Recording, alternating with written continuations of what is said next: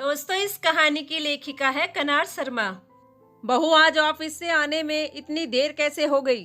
तुम्हारा ऑफिस तो 5 बजे खत्म हो जाता है। क्या आज फिर से अपने मायके की तरफ रुख कर लिया था? सास कल्याणी जी ने तंज कसते हुए बोला। मम्मी जी, राहुल की कॉलेज में फंक्शन था। पापा शहर से बाहर थे, इसलिए वहीं गई थी। सरल सा जवाब देकर रश्मि चुप हो गई, क्योंकि उसे पता था यह रोका टोकी रोज की है। बहू, तुम्हारे पास तो हर बार एक तकड़ा बहाना होता है, जिसे सुनकर तुम्हारी बेचारी सांस चुप हो जाती है। मगर तुम इस घर की बहू बन चुकी हो। माना तुम पढ़ी लिखी नौकरी पेशा लड़की हो, मगर शादी के बाद एक लड़की को मायके का मोह छोड़ देना चाहिए। जो करना है वह तुम्हारे पिता खुद संभाले। तुम क्यों हर बार उनके एक इशारे पर दौड़ी चली जाती हो? ससुर किशोरी लाल जी कहाँ पीछे रहने वाले थे। उन्होंने भी ससुराल के प्रति कर्तव्य निभाने और मायके को भूल जाने के लिए बोल ही दिया। रश्मि की माँ अभी 3 साल पहले गंभीर बीमारी के कारण चल बसी। उनके 3 बच्चे रश्मि, नेहा और राहुल थे। रश्मि बड़ी थी। माँ के जाने के बाद अचानक से घर गृहस्थी की सारी जिम्मेदारी उस पर आ गई। चुलबुल सी लड़की अचानक से अपने 7 छोटे भाई बहन की माँ बन गई। घर की जिम्मेदारियों के साथ उसने पिता की रुपया पैसे संभालने में मदद की। यही सब सोच विचार रमाकांत जी ने उनका विवाह एक ही शहर में किया, ताकि वह उनके पास बनी रहे। साथ में भाई बहन हर बार त्योहार पर आसानी से मिल सके। रश्मि की शादी को 6 महीने हो चुके हैं, मगर इन 6 महीनों में उसके सास ससुर और पति को रश्मि का बार बार मायके जाना बिल्कुल पसंद नहीं। वे हर बार दबी जुबान में उसके मायके न जाने पर जोर देते हैं। रश्मि बहुत समझदार लड़की है। उसे सबकी बातें समझ में आ रही थी, लेकिन उसने सोचा नई जगह पर ढलने के लिए वक्त लगता है, इसलिए वह ससुराल में हर किसी को खुश करने की कोशिश में लगी रहती। सास को परेशानी ना हो, इसलिए नाश्ता और खाना बनाकर जाती। शाम को आकर भी रसोई संभालती। इस बीच देवर ननंद सभी की फरमाइशों को भी पूरा करने की कोशिश करती।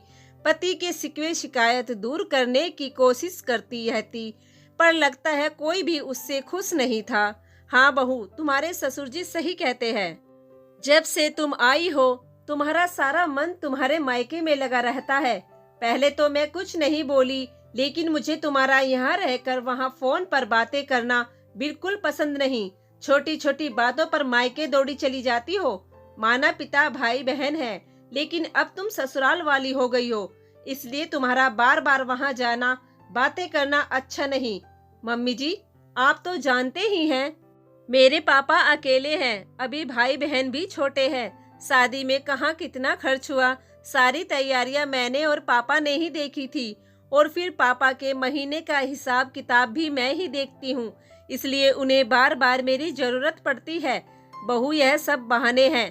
तुम तो ना जाने कितनी बार यही नहीं, अपनी सहेली के साथ घूमने निकल जाती हो तो किसी को घर लेकर चली आती हो।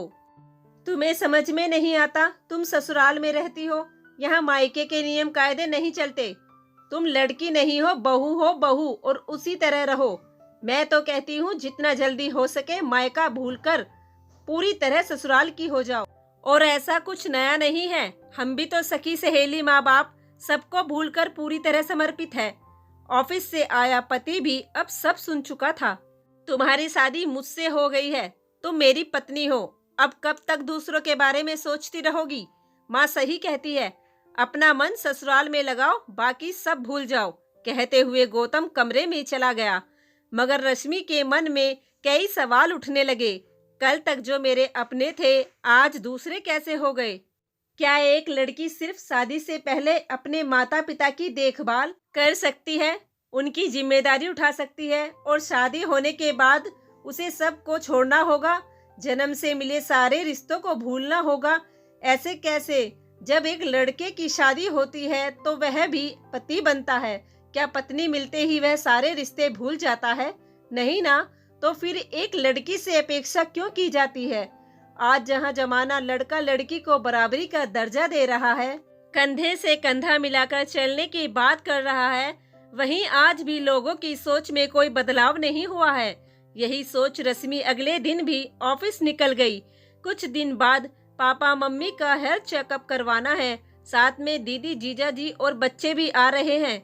छुट्टियों में उनको भी घुमाने ले जाना है और छोटा भाई शिमला जा रहा है, उसके खाते में भी पैसे ट्रांसफर करने हैं। अब की बार तो सबको खुश ही कर दूंगा। आखिर मैं कमा किसके लिए रहा हूँ? खुश होते हुए गौतम ने कहा।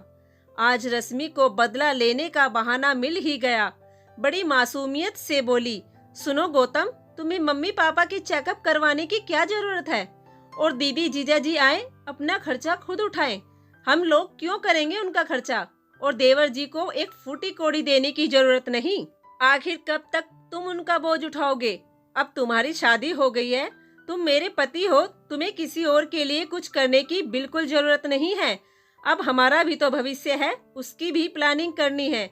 ऐसे ही पैसों की बर्बादी करोगे तो हमारा क्या होगा? तुम्हारा दिमाग खराब हो गया है। यह मेरा परिवार है। शादी हो गई तो क्या इन्हें छोड़ दूं? तुम्हारा पति हूँ, लेकिन उससे पहले मैं किसी का बेटा और भाई भी हूँ। तुम्हें सचमुच अकल नहीं? कुछ बोलने से पहले सोचा तो करो।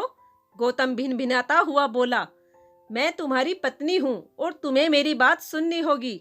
यह क्या कह रही हो रश्मि? शादी के बाद क्या लड़का सिर्फ पति बनकर रह जाता है, बाकी सबसे रिश्ता तोड़ लेता है? बताओ गौतम, यह सब तो मेरे साथ रोज होता है।